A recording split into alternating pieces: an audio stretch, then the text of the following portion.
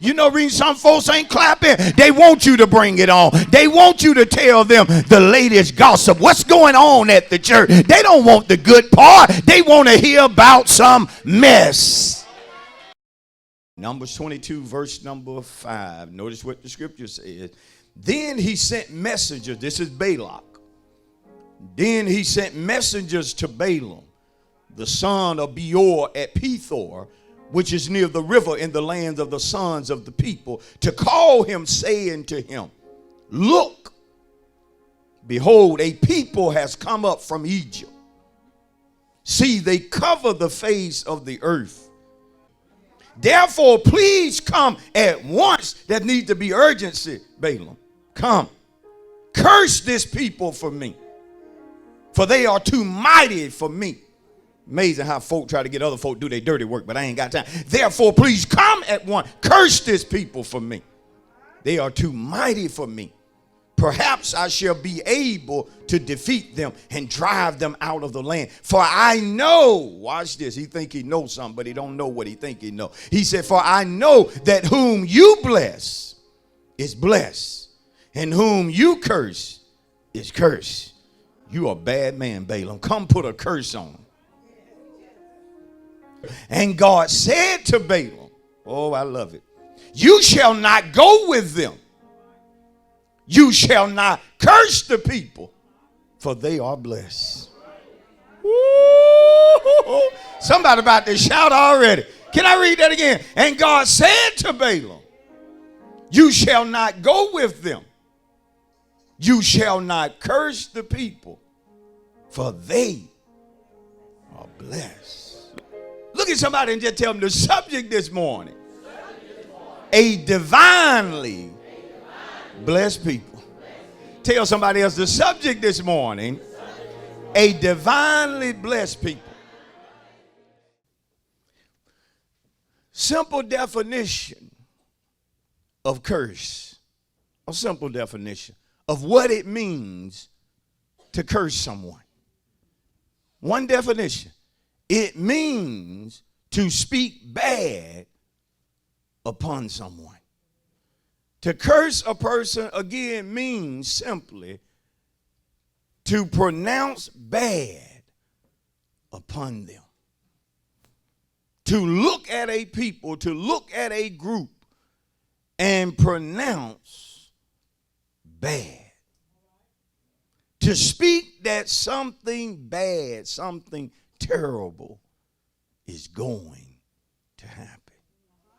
The antithesis of being cursed is being blessed, which means simply to speak good upon a person.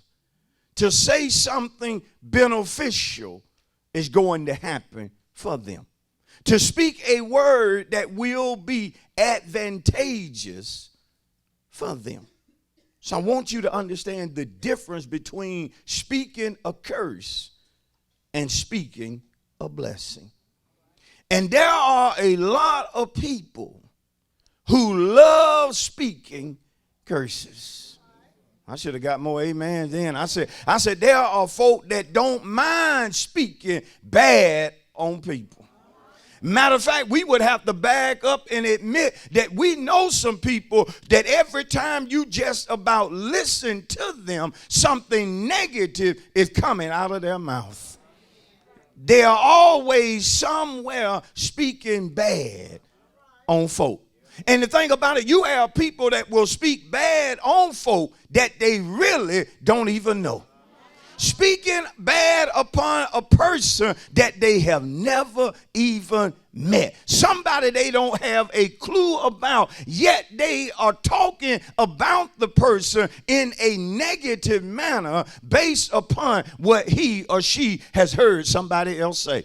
And I want to say to this church this morning, you always have to be careful when it comes to hearsay. You can't afford to get to opening up your mouth saying something as if what you're speaking is true, when in actuality it's just something that you heard heard. It's just something that came across your earway, your ear gate. You don't know if it's true or not, but some of us have a problem running with gossip. We have a serious problem when it comes to hearing stuff, not knowing if it's true or not, but the next person we tell, we gonna speak it as if it's fact. But you got hearsay can cause you to get to lying. Hearsay can have you saying stuff that's untrue. Hearsay can have you speaking a curse on somebody that in actuality God is with that person and what you heard was not the truth. Oh, you have to be careful in reference to hearsay. I should be getting way many more hand claps. Hearsay have messed up families. Hearsay have ruined marriages. Hearsay has divided churches. Hearsay has divided family. Not the truth, just what somebody heard. You know, reason some folks ain't clapping, they want you to bring it on. They want you to tell them the latest gossip. What's going on at the church? They don't want the good part. They want to hear about some mess. Woo! Wait. Preach it, pastor. Because they are in this church. And here's the thing. We'll speak bad and then try to add God with what they saying. God ain't even told them to say, but they got to put, now the Lord showed me. God ain't showed you nothing. You might as well tell the person, this is how you feel, this is what you think, but why you got to lie on God? You know God ain't spoke to you. Oh, you gotta be careful of doomsday prophets. Folk that want to run around and always got a word for somebody. You have to watch folk like that. Now, here's the sad thing when it comes to speaking a curse or speaking bad, is that you actually have in God's house saints, folk who call themselves believers, who speak bad on themselves. Even though God has blessed you, you have the authority to speak a curse on yourself. And that curse or that word will come to pass. Even though God intended on blessing you, you can open up your mouth and cancel God's blessing with what you say out of your mouth. Yeah, I'm going to deal with it whether you clap, smile, or roll your eye. You can speak a curse over yourself. And that's the problem with a whole lot of saints in the church. The reason blessings are not manifested, we don't have to go very far to find the problem. The problem is in the middle of their face, which is their mouth. Woo! You got to get your mouth right. You got to get your talk right. I don't know why I ain't blessed. Listen how you talk. Look at Proverbs, the 18th chapter. Y'all come on now.